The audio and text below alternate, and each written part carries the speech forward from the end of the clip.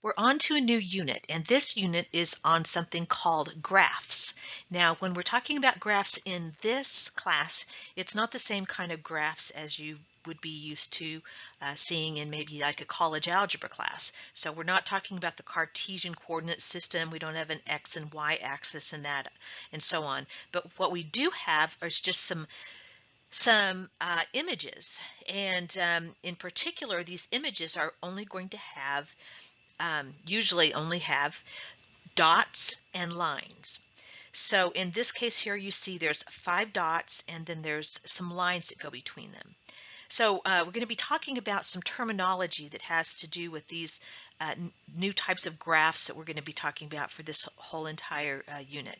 So here's what this says about a graph. A graph consists of a pair of sets V and E. So we have a set called V and a set called E, where V is a set of vertices and E is a set of edges. So the dots are our vertices and our lines we're going to call edges. So in this particular graph, we have 5 vertices. They're labeled A, B, C, D, and E. And then we have some lines between some of the vertices, and those would be called edges. So between vertex A and B, there is a line, so we would say that there is an edge, and we denote that with A, comma B in the inside these curly brackets. Okay, so normally when we would see A and B inside 2 brackets like that, we'd say that's talking about a set and we have 2 elements, A and B's, in that set. But that's not what we mean when we are told this is an edge. It just means we should look at this and say, okay, we know then that a line exists between those 2 vertices A and B. There is a line there, and that would be called the edge. Now, we're going to be studying undirected graphs in this unit, which means that it doesn't matter, we don't have arrows on those lines. So we're not like going from A to B and then from B to C, and we're not going in any certain order or anything. We're just saying that they're connected. Okay, so the edges then will be what we considered unordered pairs, in that like here it says edge AB is the same as the edge BA, because again these are undirected, so there's no particular direction that we're going between those 2 points. So in that sense, I guess it kind of makes sense that we would use that set notation, because within set notation it's basically the same way, right, where the order wouldn't matter. So anyway, but just know that we're not worried about the direction that we're going on those edges. So now this particular graph, besides looking at it as we see in that top left picture, we could also describe it by listing the set of vertices and the set of edges. So I could just say I've got my capital V set. That is going to represent my different vertices that I have, A, B, C, D, and E. And then E would be the set that includes the edges. And because what we have in that E set there at the bottom of the screen, because that's there, then that would tell us basically the same information as we could see from the picture, right? Because A and E in the picture does not have a line. There's no line between A and E. And if you look in the set capital E, there is no unordered pair AE, because there's no line between them. But there's the AB, AC, because there's lines between A and B, and A and C, and so on. There's also a concept of parallel edges that is not parallel in the sense that you would probably think. When we think of parallel, we usually think that they're 2 lines that are running in the same direction.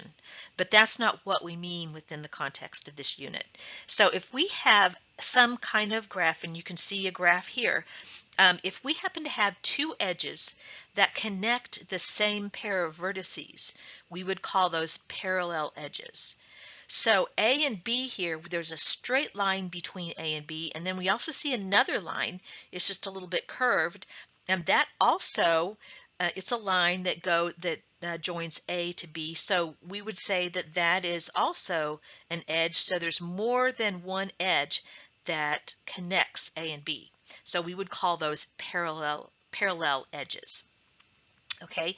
Now another concept we have is called a self-loop. If we have up, as in this case here at the vertex C, we see that there's a line. It's kind of funny because it just looks like a little circle, but we could say it's a line that goes from C back to C. And so that would be called a self-loop. It's an edge between a vertex and itself. Okay, so that's a self-loop. So we've got parallel edges and self-loops. And if we do not have parallel edges or self-loops in our graph, then we can say that our graph is a simple graph. So if you add on either of these, parallel edges or self-loops, then we'd say it's not a simple graph. Okay, now from here on out, we are going to be talking about simple graphs. Okay, so unless you hear otherwise, you're going to always know and assume that we're not even going to be thinking about having the possibility of having parallel edges or self-loops. So unless otherwise specified, the graphs in this unit are all assumed to be simple graphs.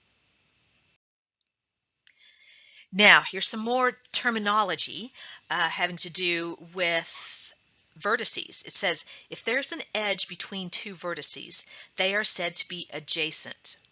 Okay, so in the graph above, D and E, there's a line between D and E. So we would say they're adjacent. But notice A and E does not have a line between. There's no line between A and E. So we would have to say those aren't adjacent.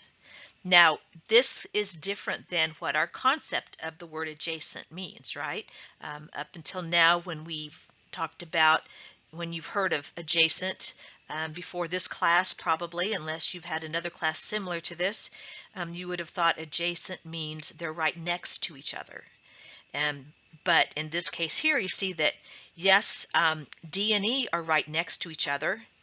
But A and E are also what we would consider next to each other in this particular format of this graph, and yet we would not say they're adjacent because they don't have a line between them. So it's not, we can't use that word adjacent in this unit like you've used it in the past.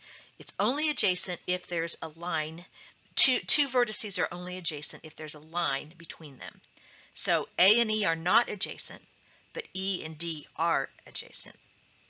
And notice A and C, they're adjacent because there's a line between them, whereas we would normally have never in the past been able to even imagine that we could ever say that A and C are adjacent because they're not next to each other, as we're used to seeing for things that are adjacent.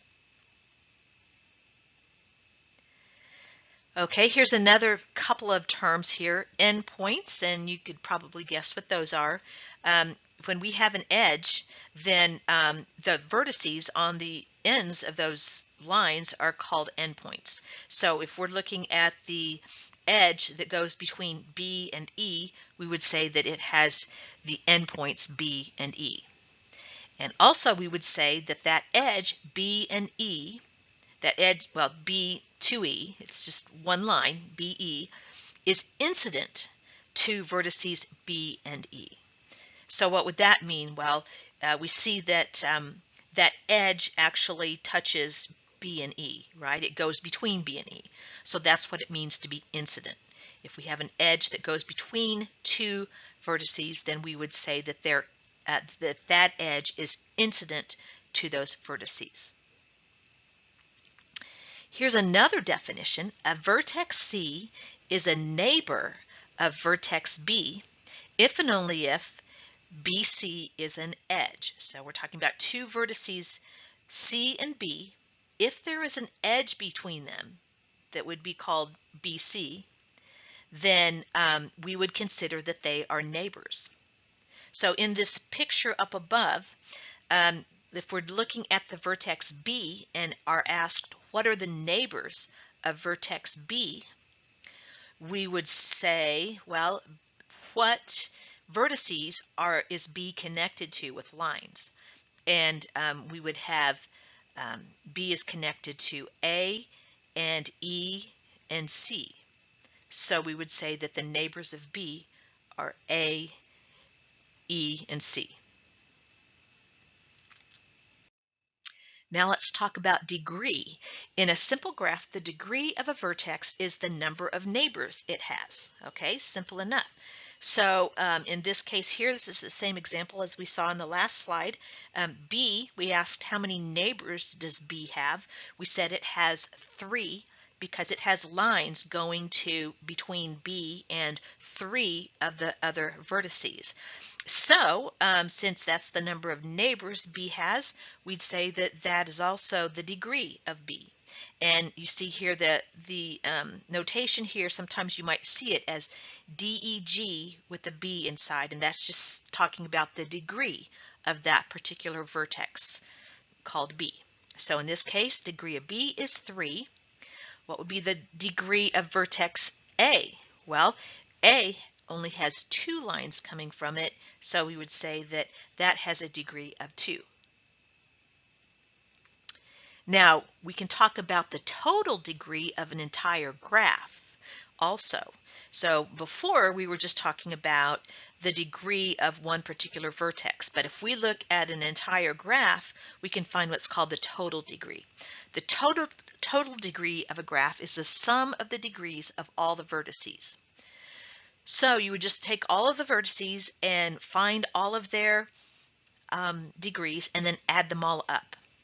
So what I have here is 5 different numbers, and I've just come up with the degree of each of these vertices in alphabetical order.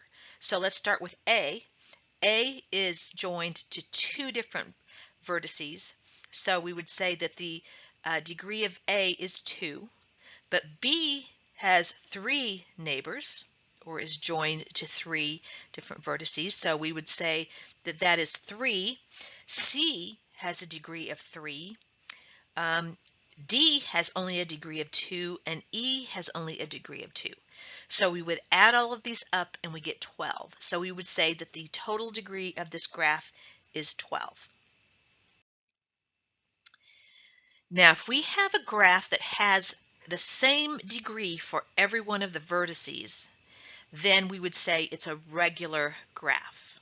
Okay, regular graph means all the vertices have the same degree. Let's look at the graph that's here. Would we say that this graph that's shown at the top of the page here is a regular graph? Well, we'd have to say no, right? Because B has 3 neighbors, and so B has degree 3, but A only has 2 neighbors, so it has a degree of 2. So A and B do not have the same degree. So even if you just find 2 that don't have the same degree in a particular graph, then you would say that is not a regular graph. So we'd say this graph is not a regular graph because the degree of A does not equal the degree of B. And we could have found a couple of other, instead. Maybe we would have looked at B and D. So, we could look at some others besides just A and B, but as long as we find 2 that have different degrees, we would then say that's not a regular graph. Now, this turns out to be a regular graph. If you take a look at it and count to see what the degree is for all of these vertices, they all have a degree of 3. So we would say that it's a regular graph. And sometimes we actually put a number before the word regular. So this says in a D regular graph, all the vertices have degree D. So in this case, all vertices have degree 3. So we would call this a 3 regular graph. Okay, so or you might hear it be called just a regular graph, but it could also be called a 3 regular graph because all of the vertices have the same degree of 3. Okay, now subgraph, what would that be? Well, you could guess what that is. And here's the official definition for it. We have, you see the picture here, we have a graph called H and a graph called G. And it says here that H is a subgraph of G. And we would guess that would be true because it looks like H is just part of the graph of G. And there's some that's not in it, but everything that is in H does happen to also be in G. So we would think that this might satisfy the requirements of H being a subgraph of G. And it is. And here's the definition. A graph H, and remember, a graph is defined by two sets, a set of vertices and a set of edges. So that's why it says H is equal to V sub H, E sub H, right? There's a set called V sub H, and that's just a set of vertices in H. And then there's a set of edges in H, and that's called E sub H. So this graph H is a subgraph of G, and you see that G is denoted by, says that it's made up of two sets, V sub G and E sub G. So H is a subgraph of G if V sub H is a subset of V sub G, and E sub H is a subset of E sub G. E sub G, okay? So basically, if all of the vertices in H are also in G, and if all of the edges in H are in G also, then we would say that, that has been satisfied, that yeah, V of H is a subset of V of G, because every vertex in H is also a vertex in G. And then we could also be able to say that E of H is a subset of G because all of the edges in H do also happen to exist in E sub G.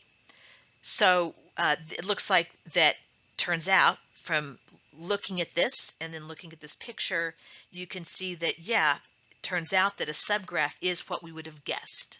If it's if we have just a subset of the vertices and a subset of the edges, then we would call that a subgraph.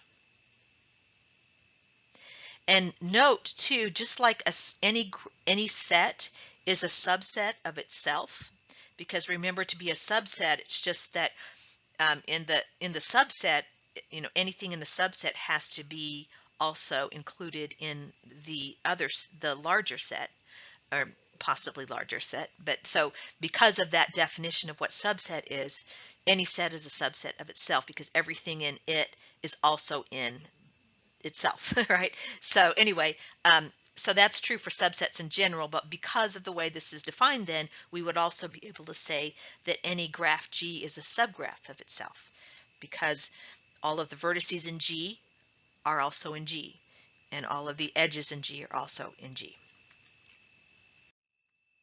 So let's just practice a little bit and see if you can come up with these answers here.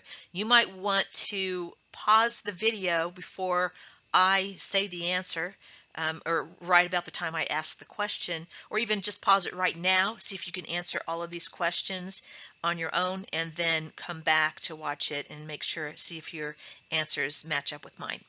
So the first question is, what's the total degree of this graph? Okay, so remember what we would do is we'd need to look at all of the vertices and find the degree of each one of them and add those all up. So we could take a look. I don't have the degrees labeled by the vertices, which makes it a little hard to see, but I think this one too I did in this case in numerical order. So the first number in that sum is how many degrees for the vertex labeled 1. So 1 has a degree of 2 because it has 2 neighbors.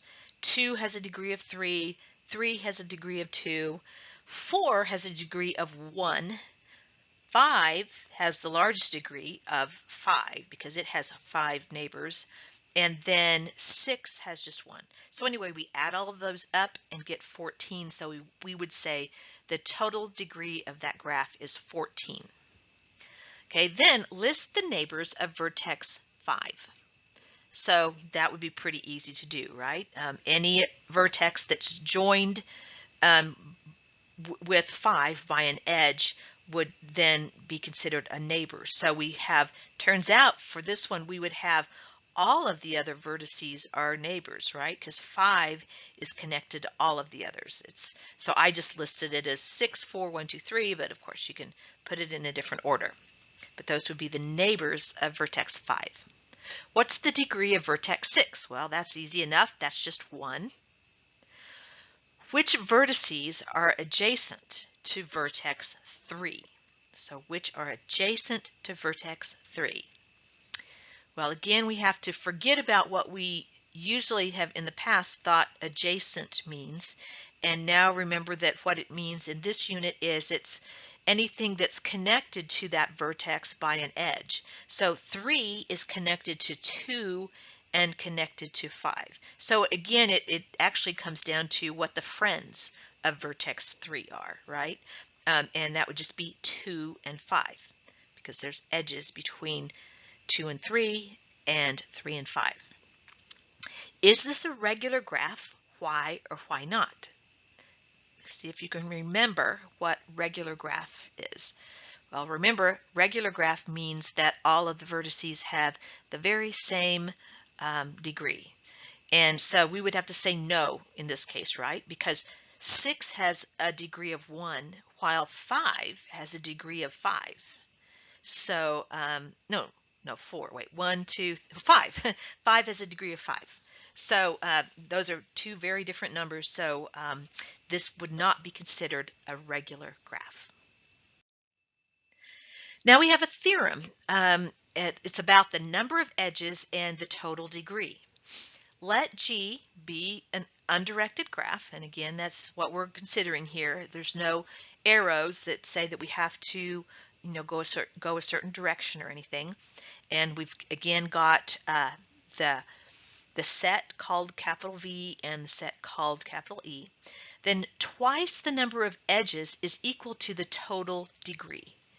So you see this on the left, we have the sigma symbol saying we're adding up all of the degrees of all of the vertices. And when we add all those up, that gives us, of course, the total degree, right? We add that up and we would get 2 times the number of edges. Well, remember, we'll see some examples and then even prove this, but it does kind of make sense. Well, let's look at the example first, and then I'll talk about why it makes sense. It might already make sense to you. You might see where I'm going with this.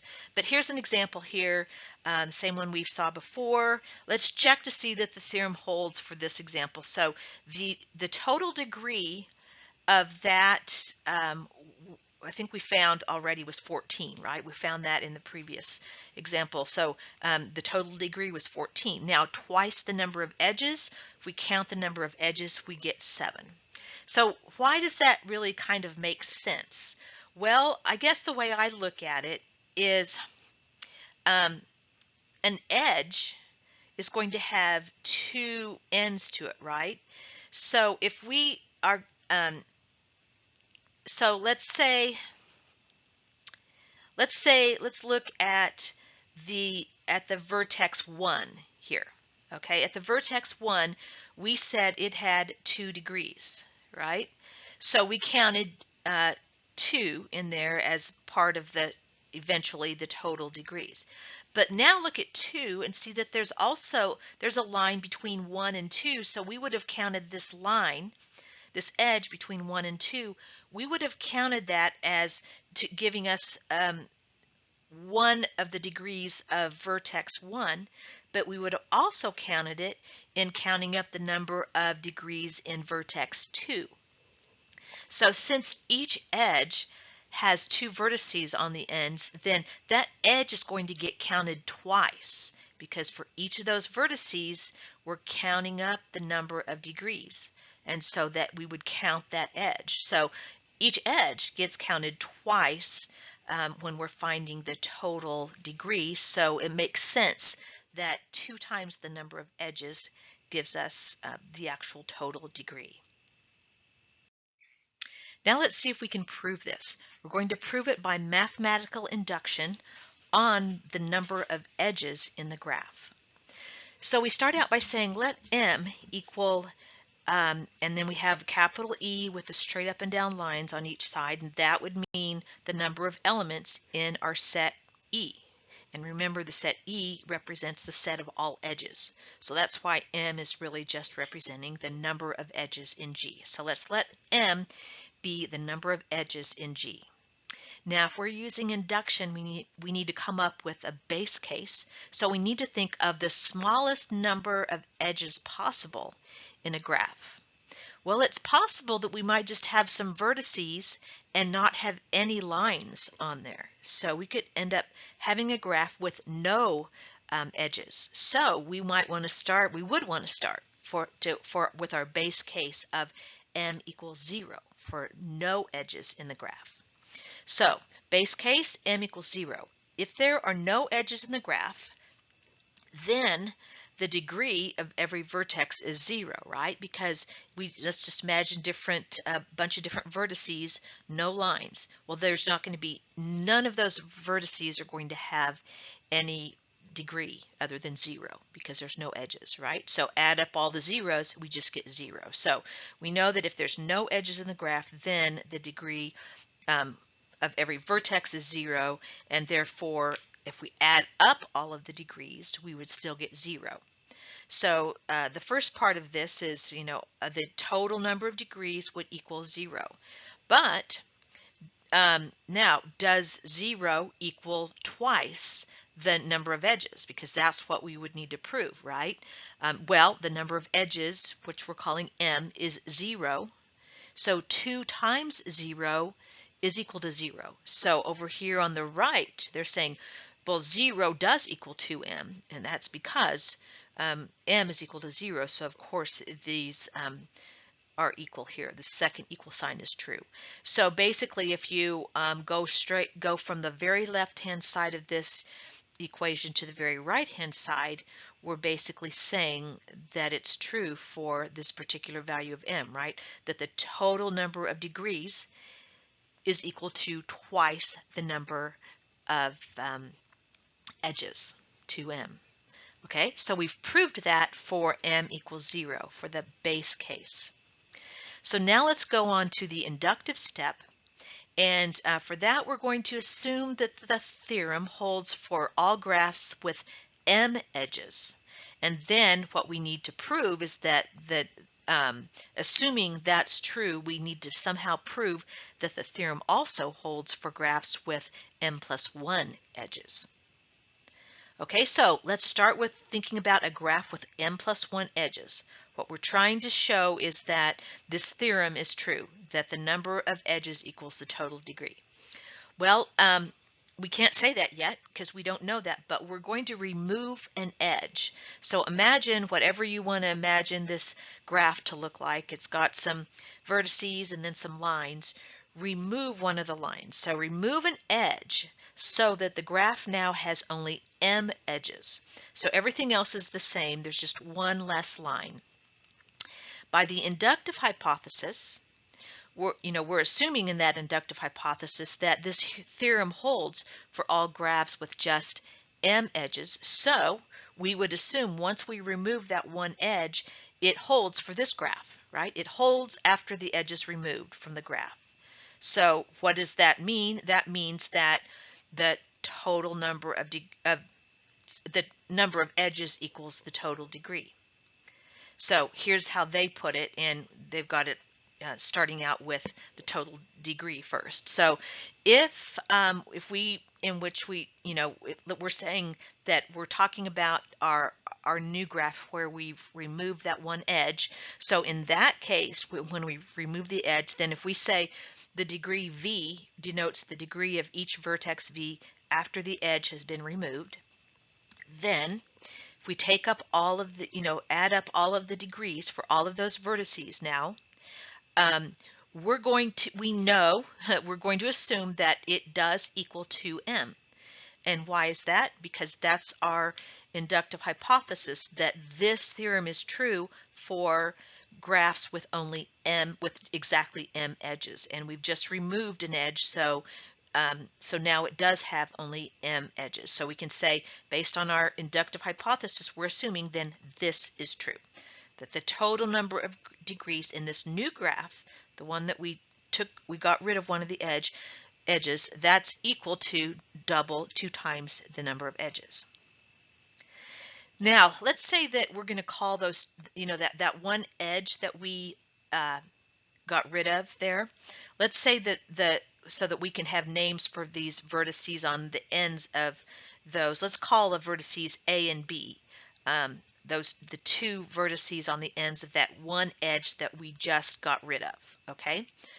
Then, when we add the edge back in, so imagine adding the edge back in, how does the degree of vertex A change?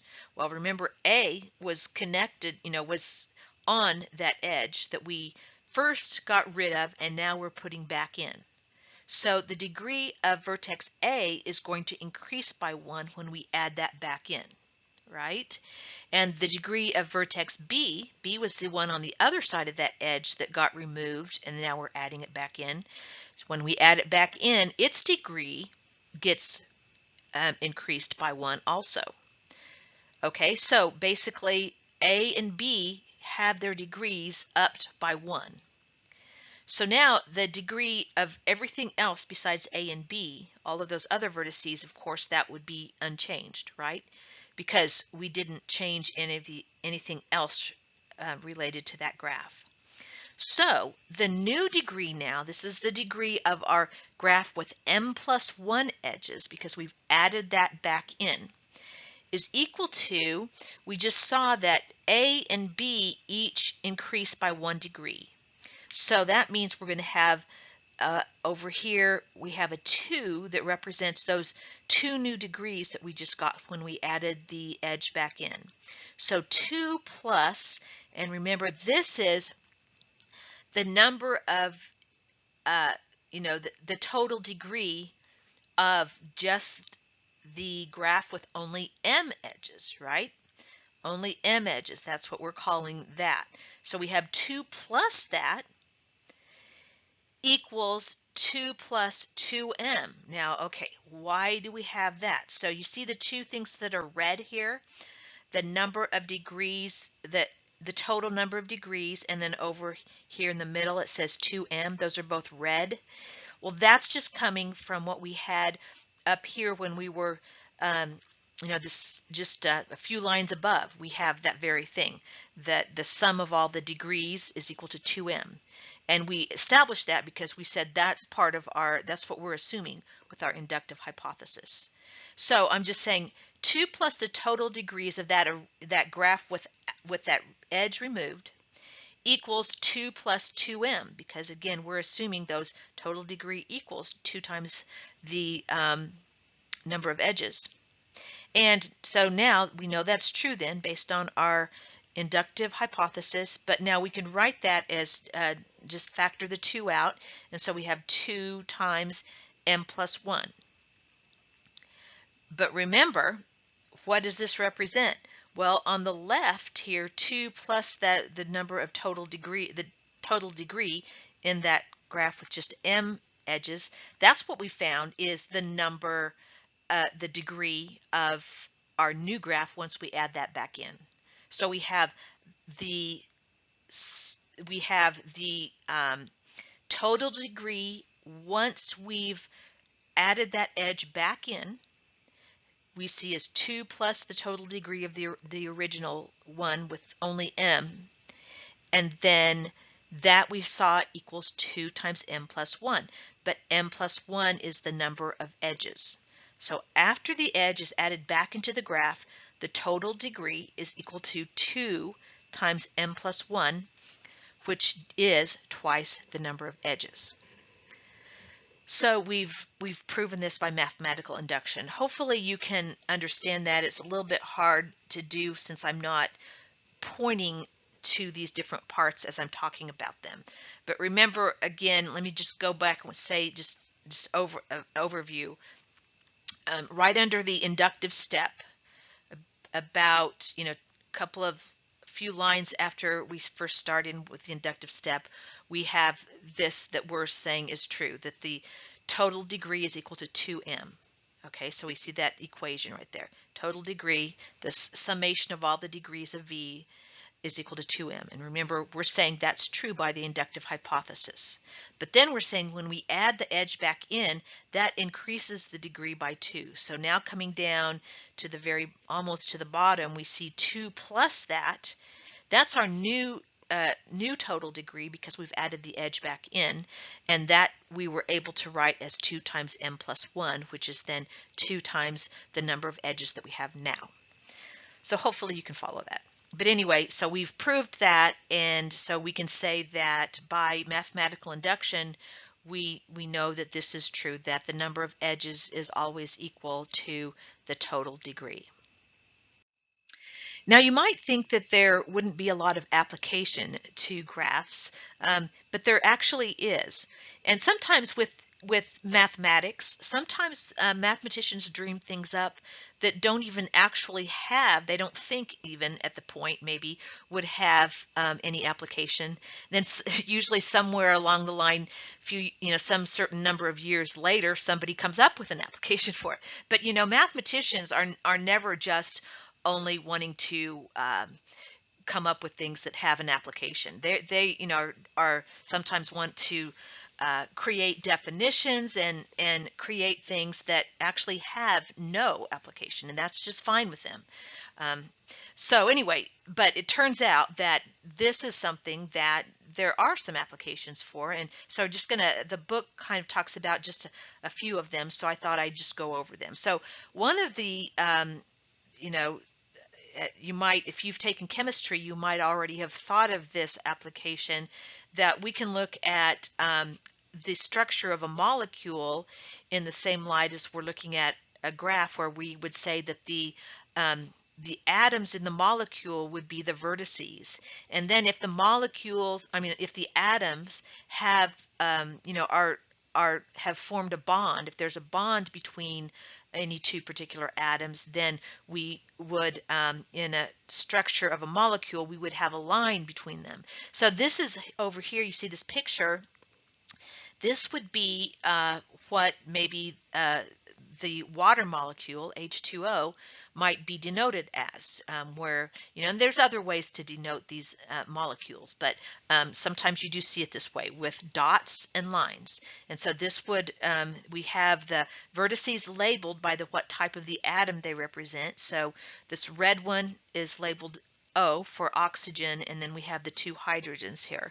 Notice that the hydrogens are each connected to the oxygen, but the hydrogens are not connected to each other. And that's important, it's important, when you're in chemistry to know that. And so that's why you might want to represent it this way. So you see that that would be just as when we're talking about a graph, and if there's no line between 2 vertices here, that's significant, because that our graph is represented a certain way, and it's the way it is, and there's no lines where there's no lines. So anyway, you can kind of see that it would be molecular structure would be an application to this. And it says the structure of a molecular graph reveals important information about the chemical properties of the molecule. So written like that, we would see very clearly there is no bond between the 2 hydrogen atoms. Scheduling constraints. So consider that a school has to schedule a set of courses for a given semester, and this does happen every semester, and it can get very confusing. So the vertices of a graph could represent courses that are being scheduled, and then we could put a line between courses if the courses have a conflict. So maybe they need to be using the same room, and their times are overlapping, then there'd be a conflict there. So that's something that could be done, and something that is done sometimes in coming up with maybe the most optimal schedule. So anyway, we would maybe then, if we had two courses that have overlapping times and they can't be scheduled in the same room because of those overlapping times, then we would, denote some vertices representing each of those courses, and then we would have a line between them saying, basically that would be saying these cannot be scheduled in the same room because they have overlapping times. So anyway, I tried to find a good picture that would show that, but I couldn't find a really good one, but you can imagine, I think, what that might look like. A communication network. So let's say we have a network where we've got the vertices representing switches in this communication network, and then an edge between two switches would mean that there's a two-way communication between them. And then so we could have, vertices showing all of the different switches possible for a particular network, and then draw edges when there is this two-way communication. And designers of these networks, would like to design communication networks that have, that when maybe a few of the communication links fail, there would still possibly be every switch in the network would still have, be able to send a message, get a message to every other switch. It might not be a direct route, but somehow get it to that. So in designing a communication network, then, that could be taken into consideration that, we want to find the best setup so that even if some of our communication links fail, we still have a backup way to communicate between every single switch. So that would be something that where a designer could take a look at some images of these graphs with vertices and edges, and maybe it could help them design a good an optimal communication network. Social network. So this is pretty easy to imagine, and the first thought probably a lot of us have are online social networks. But before online was a thing, there were actually people, and still of course it is, that we can consider social networks just between real live people. So let's think about that first. So let's say that the vertices represent individual people, and then there's an edge that would be considered, we would draw an edge between two people if they are acquainted. And, we'd have to define what that means. But, if they seem to know each other, and in parentheses it says, assume that the property of being acquainted is mutual. So if person A is acquainted with person B, then person B is acquainted with person A. And, in reality, that might not be true if we're just talking about real life, because somebody might, have forgotten that they have been introduced to a certain person. But obviously, when we're thinking of a social network and think of specifically Facebook, let's say, then this would be true if we have people as vertices, and if they're friends, then there's an edge between them, then that holds up, right? Because in Facebook, if you're a friend of somebody, they're also a friend of you. Anyway, so we're just going to make that assumption that, that there's no problems where somebody thinks they're acquainted to somebody, but somebody else, that other person doesn't remember them. Okay, we're going to assume that doesn't happen. Okay, so anyway, there could be, these elaborate networks, written up that actually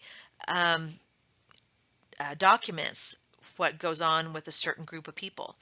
And this says here, sociologists study social networks to understand how information spreads in communities and how societies evolve. Okay, so that could be very interesting, and you can imagine that using graphs might help them. Now, then it also says the advent of online social networks has allowed social scientists to study social patterns on a much larger scale. You can imagine that's true. So those are some examples of some applications that we could, where we could use these graphs, either for analysis or at least just documentation. But now let's get back to the context of the graphs for our class. And basically, we're just thinking about these graphs in terms of sets of vertices and sets of edges. And there doesn't have to be any application or any meaning to these, okay? Now, there's certain kinds of graphs that have some properties, and we have names for them based upon these certain properties. So these are maybe what we could say common graphs, graphs that you might see, and if they have a certain property here, you're going to learn that they have a certain name, okay? So here's the first kind of common graph. If we have a graph where there's an edge between every pair of vertices. Here's an example here. There's 6 vertices here, and if you take a look, each vertex is connected to every other vertex. So if we have any, and so this would just be one with 6 vertices, but we might have a graph with three vertices, or more or less than 6. But anyway, if we have this graph that has an edge between every pair of vertices, we would call it a K, and then with a subscript, and the subscript would represent the number of vertices. So in this case here, 6 vertices, we would call this a K6 graph. So again, all that says is I've got a graph with 6 vertices, and each vertex is connected to every other vertex by an edge. Okay, so that would be a K6. But there, as I said, could be you could probably, you would be able to. If I said draw a K4 graph, then you just put 4 dots and then find a way to draw a line between each dot and all of the other dots. And what it's called, if it has this property of being connected to every vertex is connected to every other one, we call that a complete graph. So K sub n is called a complete graph on n vertices. So this picture here is a complete graph on 6 vertices. K sub 6 is. We have another type of graph that would still use K for its name, but have 2 subscripts. So a graph K and then the 2 subscripts n comma m, we would say has n plus m vertices, but the format is a special way. So the vertices are going to be divided into 2 sets. So the 2 numbers n and m here, we're going to have the vertices separated into 2 different sets. One with m vertices and one with n vertices. Let's just look at this example, and then it's easier. Then I'll actually read all of this here. But you see, this is this example here is a K3 comma 4. Why is that? Well, there's a set over here of 3 vertices over here on the left. There's 3 vertices, and on the right there's 4 vertices. Now, each vertex in this set on the left is connected to each vertex in the set on the right, right? So this top left vertex, it's connected to each of the 4 vertices in that set over on the right. And each of the vertices on the right here are connected to each of the 3 vertices on the left. So now let me read this. There are no edges between vertices in the same set, but there's an edge between every vertex in one set and every vertex in the other.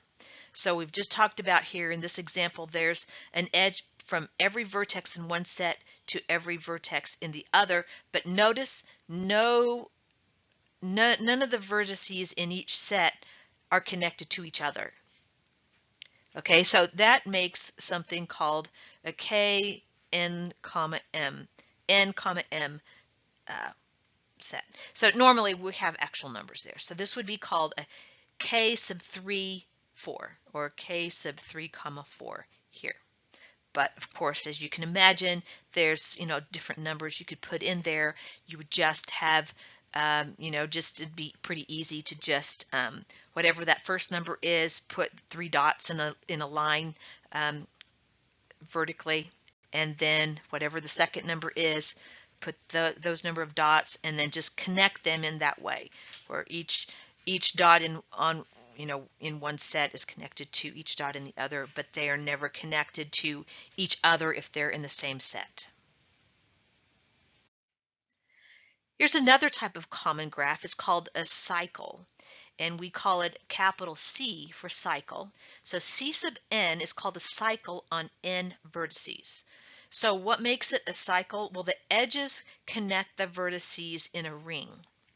So you see that each vertex is connected to 2 others, and because it's done that way, then it's done in a certain way so that you could start, at any vertex and move one way and keep going until you get back to that same vertex without having gone, backwards. You just it'll always lead to that. Now, this is only well defined when n is greater than or equal to 3, because if you have n equals 2, you couldn't, you just have one edge, and you can't come up with another edge that gets you back to where you started unless you're talking about a parallel edge, and we're saying we're only talking about simple graphs that don't have parallel edges. So it has to be, n has to be at least 3 or bigger. So this is an example of a C7, because there's 7 vertices and the edges are connected in a way so that it's like in a ring, and you could start at any vertex and get back to it without having to go over an edge more than once. Okay, now here's another common graph called an n-dimensional hypercube. So let's first of all, again, look at this example. And if you look at it just right here, it looks like a 3-dimensional cube, right?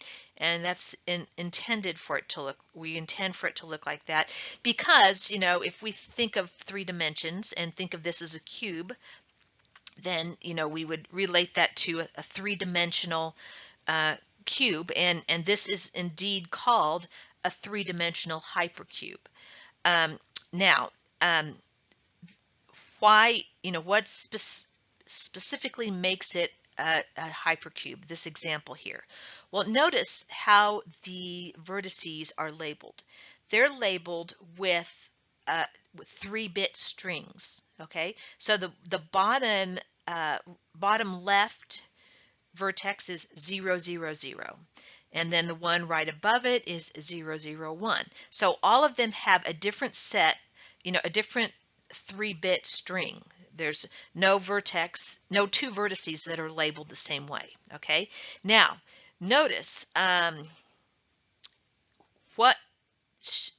would we, what kind of information could we gain or be able to say about any 2 vertices that are connected? Well, if I take a look at this 0, 0, 0 on the bottom left, what is it connected to? It's connected to 0, 0, 1.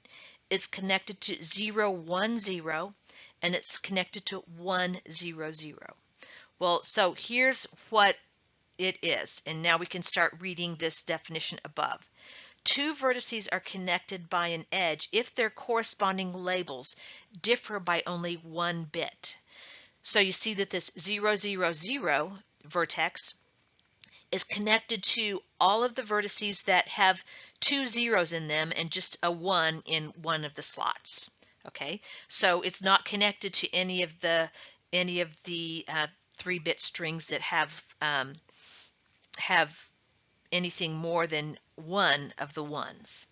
So anyway, so an n-dimensional hypercube then denoted q sub n, and this one would be q sub 3 because it's 3-dimensional. It's going to have 2 to the n vertices, and each vertex is labeled with an n-bit string. So this is a 3-dimensional hypercube. It has 2 to the 3rd vertices. It's got 8 vertices, and we can verify, yes, that's true by this picture. Each vertex is labeled by a 3-bit string. Okay, now you can imagine a this is a 3-dimensional hypercube. You can imagine a 2-dimensional hypercube that would be labeled just by a 2-bit string, and it would really just look like a little square, right?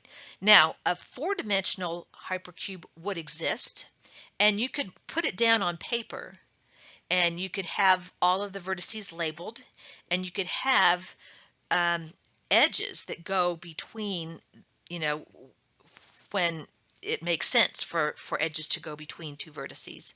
But you couldn't really imagine what it would look like in 4 dimensions, right? Because we can't picture 4 dimensions or 5 dimensions. I mean, we could see it down there, but it wouldn't really make sense to us visually because we don't know what it looks like to be in 4 dimensions or 5 dimensions.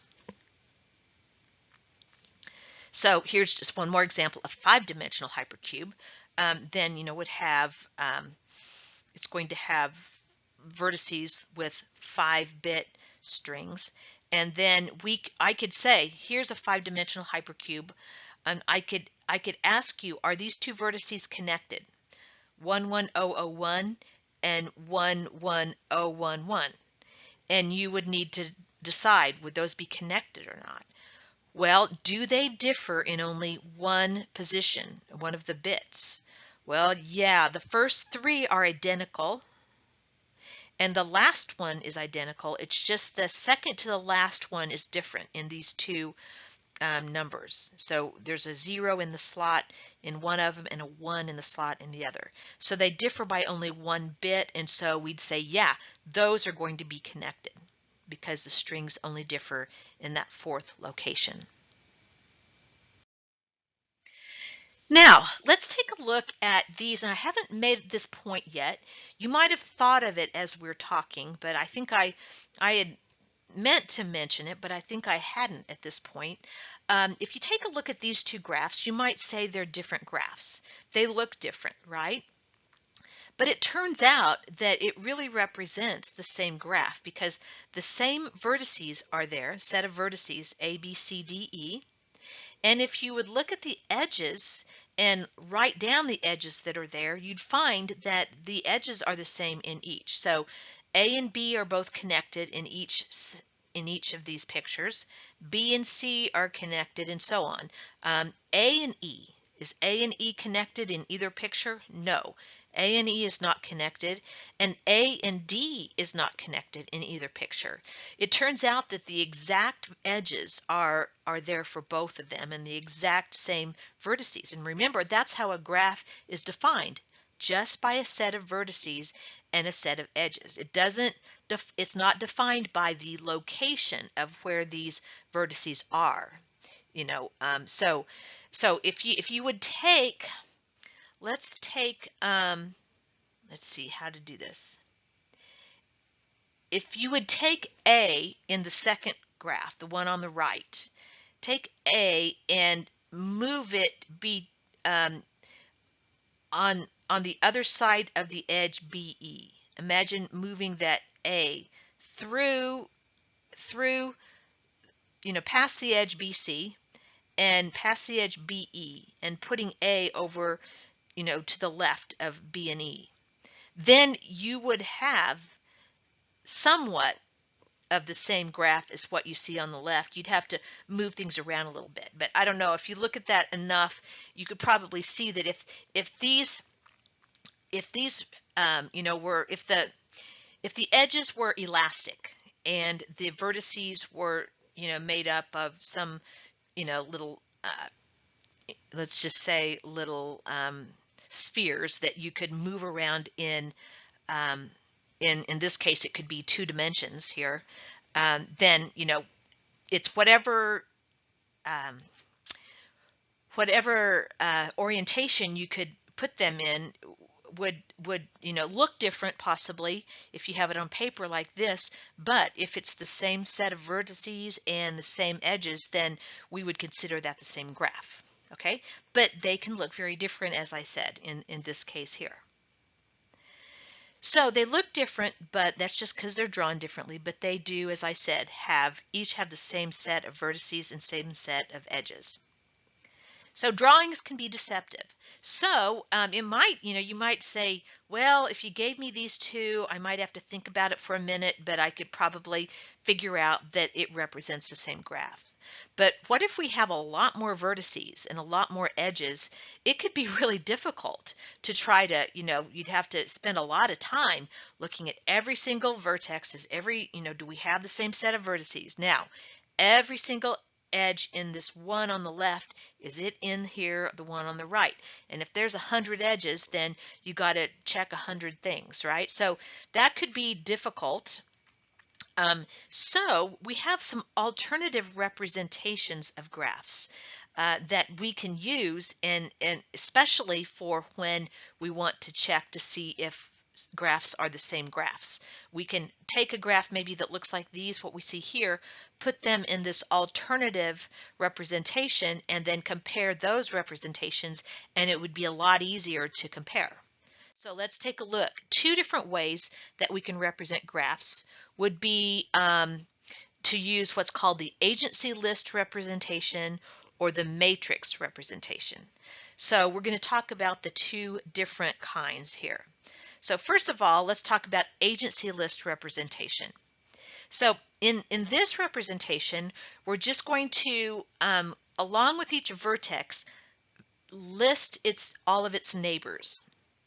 So if I have this picture here of a graph, I could turn it into an agency list representation by listing all the vertices, A through E, and then next to A, I'm going to say, what are all of A's neighbors? Well, A has the two neighbors, B and C.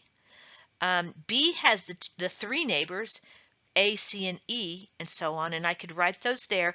And I could maybe, to be helpful, maybe try to, when I list the neighbors, try to put them in alphabetical order.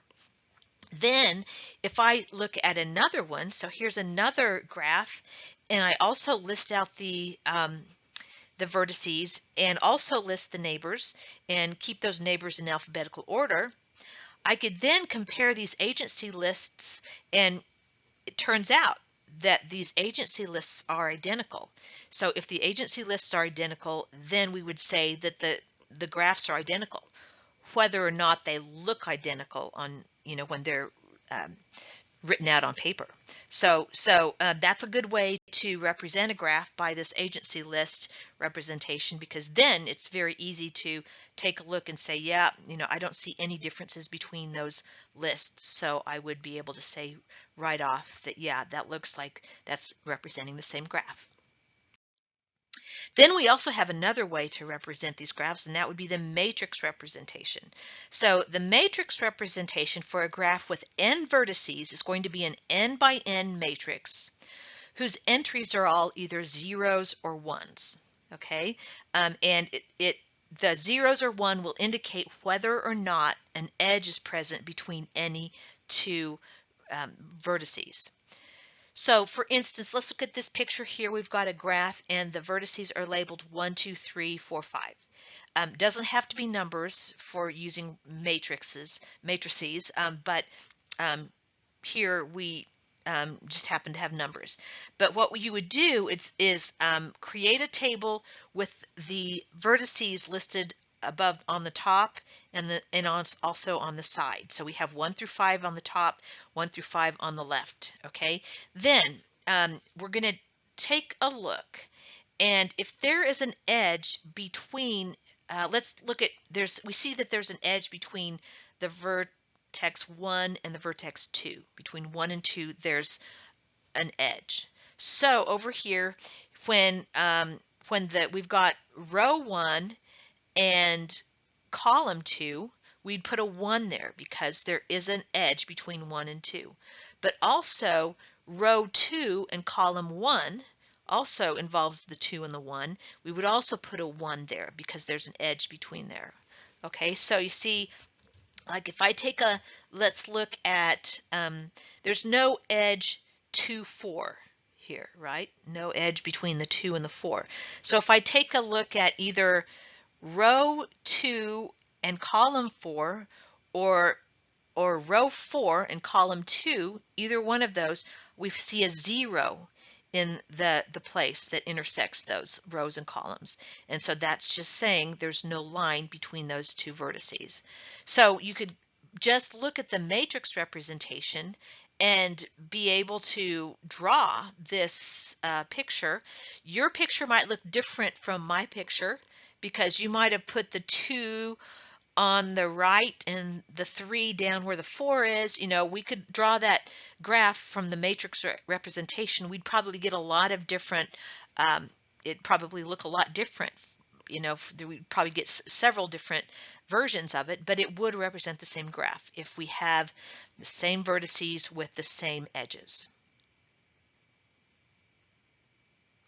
So here it just says, well, it's just saying, it's explaining why we always have, if we have a matrix representation, we're always going to have a symmetric matrix across the diagonal. Because first of all, the diagonal is always going to be 0 from the top left down to the right bottom. So look at this one here, top left down to the right bottom are all zeros because we don't have any self loops here. Right? We just have, so 1 is not connected to itself by a little loop. So there's always going to be zeros at the diagonal because no vertex is connected to itself by an edge. But then every place else you see on, the mirror image across that diagonal is always going to be symmetrical. The mirror image is identical, because again, are we talking about certain rows and certain columns, or those same columns and rows? When we switch columns and rows out, then it doesn't matter. We're still either we have an edge or not. So on each side of that diagonal, it's either going to be a 0 on each side or a 1 on each side. Okay, so let's start with some different representations and see if we can draw pictures of the graphs with those representations. So here's one. It's not one of those new types that we just learned, the agency list or the matrix, but it's just those two sets, the vertices and edges. Let's see from that if we can come up with a drawing. It says draw this graph. So we'll put 4 vertices here. And you can put them in any lineup as you'd like here. I'm just going to put them like this. So I'm going to label them clockwise. But, you really don't have to do that exactly like that at all. Just 4 vertices somewhere on there labeled A, B, C, D. And then now let's draw the edges. So I need to have A, B. So I need to draw a line between A and B, A and D, B and C, B and D, and CD. So that would be what I'd come up with. Again, if you had it in, a little bit different, let's see if we could come up with something else like A, B, C, and then let's put a D.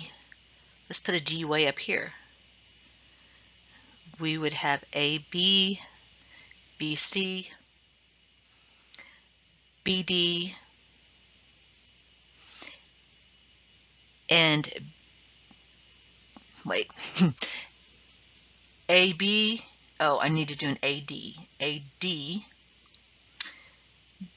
B, C, B, D, and C, D. So that is exactly the same graph.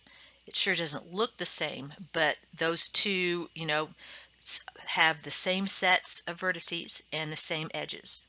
So those would be considered the same graph. So if you came up with either of those, I would say that's correct. Or even something else that looks even different than that. For this example, we're given the agency list representation, which is where all of the vertices are listed, and then we are told what the neighbors are of each of these vertices. So this says A, B, C, D, E are the vertices, so we'll go ahead and just place those vertices somewhere on the screen, and then we'll start drawing edges based upon the neighbors. So the first line says that A has neighbors B and D. So I'm going to draw a line between A and B and A and D. Then B has neighbors A, C, and E. So now the line between A and B is already there because we knew that B was a neighbor of A. So now that we hear that A is a neighbor of B, we already knew that, so we don't need another line. But then C is a neighbor of B, so we'll put that line there, and E is also a neighbor. Now for C, C has the neighbors B and D. So C and B is already, that edge is already there, but CD now we'll put 2. So we have that edge. Now for D, D has the neighbors A, C, and E. So DA, that's already there. DC is already there, but DE we'll put there. Now E has neighbors B and D, but E already has lines to that. So everything there is good, and that's all we need to do, and that would be a picture. Now here's one that gives us a matrix and asks us to draw the graph. The matrix was given.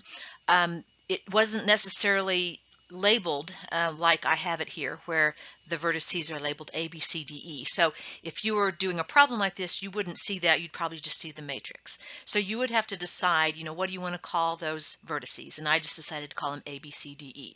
So you could call them 1, 2, 3, 4, 5, or anything you wanted to. But so if I'm calling them A, B, C, D, E, then I'll put them up across the top and then across along on the side on the left, and then I'll go ahead and draw those vertices. So here I have the 5 vertices.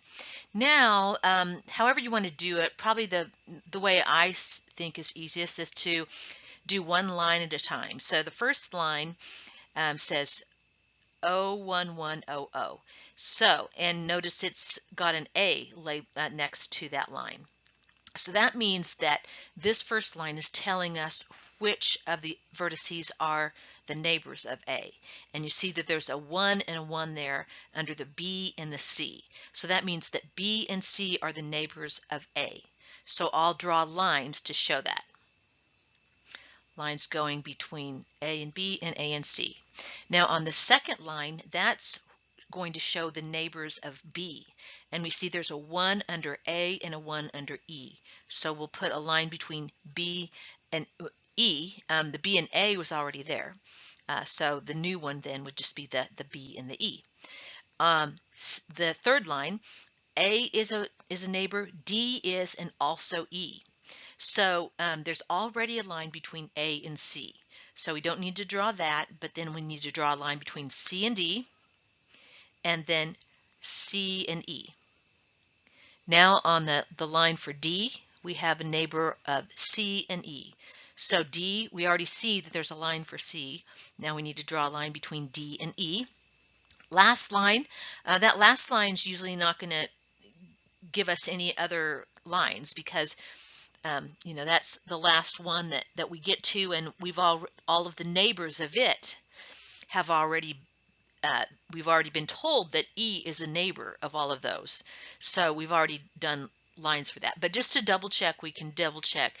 E then says the neighbors are B, C, and D. So it looks like from E we have B, C, and D. We have lines between them. So that is correct. So anyway, that is just would be what we would do. And again, if we put that C, brought that over and put that way far to the left, we'd have a completely different looking graph, but again, we would consider it the very same graph.